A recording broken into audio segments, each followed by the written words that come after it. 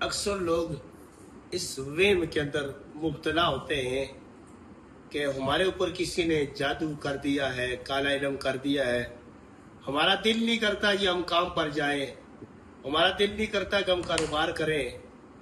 تو قرآن پاک کی آخری جو دو صورتیں ہیں، سورۃ فلق اور سورۃ الناس، اس کو معوذتین بھی کہا جاتا ہے، اور یہ جو صورتیں ہیں علاج میں مغز کی حیثیت رکھتی ہیں، یعنی سورۃ فلق اور سورۃ الناس، ان کو 11 مرتبہ صبح